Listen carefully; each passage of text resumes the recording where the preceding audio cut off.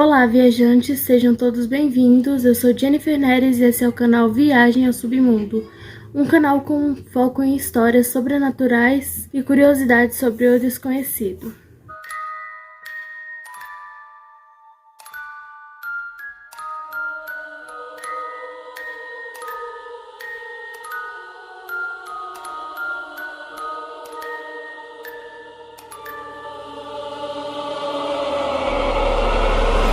O Exorcista foi e ainda é um dos filmes mais famosos de todos os tempos.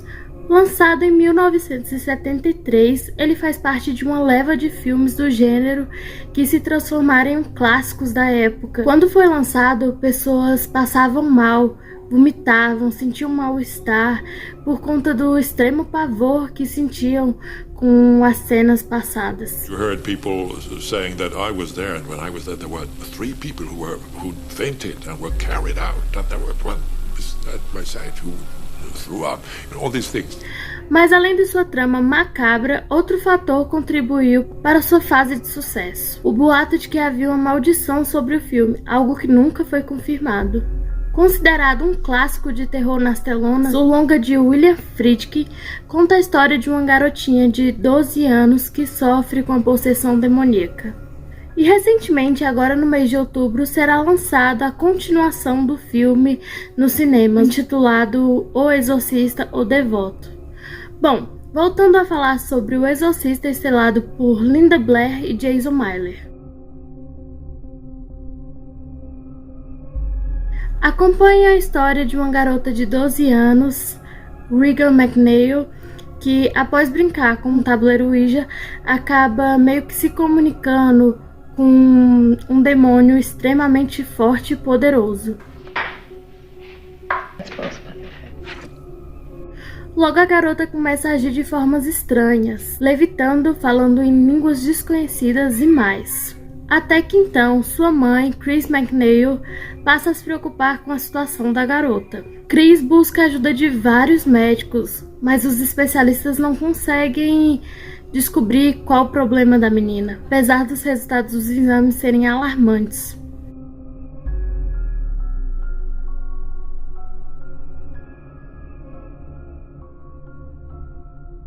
Assim como última tentativa, a mãe da garota decide buscar a ajuda dos padres Lancaster Marys e Damian Carras.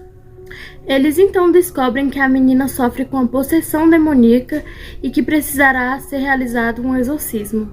I want you to tell me that you know for a fact that there's nothing wrong with my daughter except in her mind. You tell me you know for a fact that an exorcism wouldn't do any good. You tell me that! Essa premissa por si só já era de causar extremo medo ao público, né? Mas alguns eventos externos começaram a chamar a atenção do público, como o fato de todo o set ter sido incendiado e apenas o quarto de Regan ficar intacto. Além disso, uma sucessão de mortes de atores e parentes começou a assustar as pessoas. O personagem de Jack McGowan, por exemplo, é o primeiro a morrer no filme. E uma semana após gravar a cena, o ator morreu de pneumonia. Which is an enormous amount of deaths connected with the film. Some very directly, like the actor Jack McGowan, who gets killed in the film, completed shooting and died.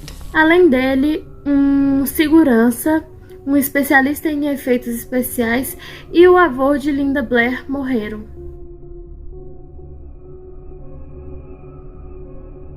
Famoso por seu comportamento antiético, o seu modo de direção era no mínimo peculiar e desrespeitoso com os atores. Ele tinha o hábito de andar armado pelo set. E em uma determinada cena, ele não muito satisfeito com a atuação do Jason Miller, né, com a performance, como padre Carras, ele simplesmente sacou sua arma e deu um tiro para cima, na intenção de assustá-lo, né, de assustar o Jason Miller. A reação do ator foi de pânico, exatamente como o Friedkin queria. E ele acabou usando essa tomada como parte do filme, né? We had this absolute silence in the room while I'm listening to the tape, trying to decipher what it was, and the phone rang.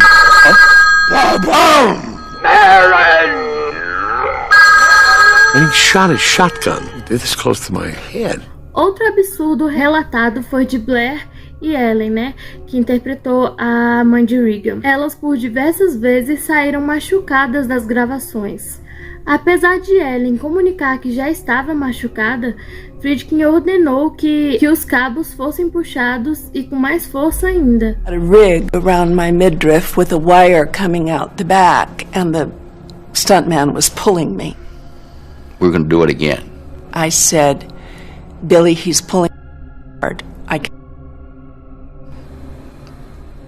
Give it to her this time.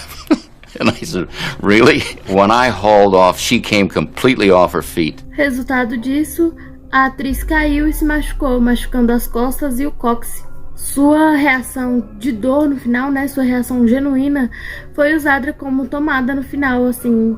Não foi, aquele momento ali no final que a gente vê ela com dor, né, a expressão no rosto dela de dor, não foi atuação, ela não estava atuando, realmente aconteceu, ela estava com dor naquele momento. You see me reach for my back. I screamed in horrendous pain. Billy motioned to Owen to tilt the camera down. Bom, dizem que o filme foi inspirado em uma história real de um garotinho de 13 anos. Que teria vivido em 1949 em Maryland, nos Estados Unidos. Na época, os jornais locais espalharam terror pela cidade, acusando que a cidade sofria, né, com uma possessão demoníaca. The victim, who was identified as Boy, was of a Lutheran family. There were poltergeists. Todas baseadas em fontes anônimas. Robbie ou Roland Doan, né, já que a Igreja Católica mudou seu nome após o exorcismo, vinha de uma família devota à Igreja Luterana e ele era filho único. Como ele era filho único, ele foi privado de diversões, brincadeiras, uma vida de uma criança normal, né, devido à Segunda Guerra Mundial. Já que não podia sair de casa, seu tutor, conhecido como Howard, era sua companhia. Howard era espírita e ele apresentou para o Robbie um tabuleiro Ouija para que ele pudesse se comunicar com mortos, né, desde que ele seguisse a religião. Por volta de 1948, o Howard morreu, né, e desolado, louco, né, que já que era sua única companhia, a única pessoa com quem ele podia contar, conversar, Robbie usou o presente que ele ganhou, tentando contatar, chamar, conversar o tio Howard, como ele chamava. Poucos dias depois, os pais do garoto começaram a notar comportamento estranho da parte dele, barulhos pela casa, passos no sótão e ruídos de assoalhos sendo arranhados. Os eventos começariam a ficar mais bizarros quando o Robin, que já estava assim com um comportamento estranho, né, passou a mover objetos pesados pela casa com a força do pensamento. Assim, ele olhava e o objeto movia conforme ele queria, conforme ele pensava. Além de ter destruído um vaso de água benta que estava assim na sua cabeceira, mesmo ele estando completamente amarrado, ou seja, mais uma vez, com a força do pensamento, ele destruiu esse vaso. Assustados, a família constatou o pastor luterano Luther Miles pedindo ajuda. O religioso chamou também médicos, psicólogos, enfim, todos para tentar avaliar ali o comportamento do menino, né? Mas todos eles saíram de lá sem uma resposta. Em 17 de fevereiro de 49, Miles levou Robbie para dormir no seu dormitório, né, e o colocou amarrado em seu lado na cama. Durante a noite, o reverendo revelou que, enquanto dormia, móveis e cobertores se moveram de lugar, além de estranhas rachaduras terem aparecido por todo o prédio. Uma pesada cadeira de aço também teria sido arremessada pelo garoto, que estranhamente, milagrosamente, teria se livrado das amarras. Who told them, let the boy stay in my house overnight. Well, all hell broke loose in that man's home. Acreditando que Rob estava possuído, né, Miles chamou também o padre Edward Ruggs para performar um exorcismo no hospital. Já na primeira sessão, Robbie fez um ferimento grave no padre e o ritual, o procedimento precisou ser interrompido. Quando Robbie foi para casa descansar, seus pais notaram que começou a surgir marcas pela sua pele com dizeres profanos como inferno e Satã. Além da palavra luz, também Lois, que surgiu na pele do garoto, na barriga.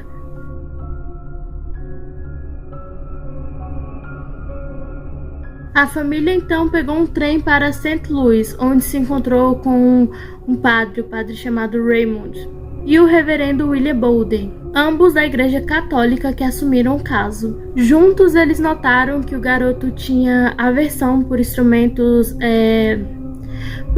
religiosos, sagrados, como água benta, crucifixo e bíblias. Após pedir permissão para realizar novos rituais, o padre Walter Halloran performou o exorcismo na ala psiquiatra da Universidade de St. Louis. Nas 30 sessões diárias, Halloran chegou a quebrar seu nariz, dada a força descomunal que ele dizia que Robbie tinha, quando estaria com o diabo no corpo. No 30º dia de exorcismo, em 18 de abril de 1949, Robbie teria supostamente acordado, dizendo não se lembrar de nada. A família mudou de casa e, segundo relatos, o garotinho, não havia mais sido atormentado.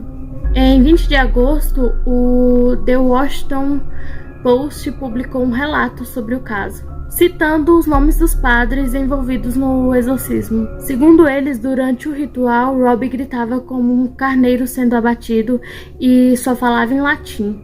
Foi esse artigo que inspirou o autor William Peter a escrever o exorcismo, que deu base ao longa. Mas e vocês? Têm alguma opinião formada sobre o longa, livro ou a história real? E estão ansiosos para o próximo filme? Se sim, deixa aqui nos comentários. E se vocês tiverem alguma sugestão ou história que queiram ver aqui no canal, eu vou estar deixando um e-mail que vocês podem estar mandando, e também podem deixar aqui no canal.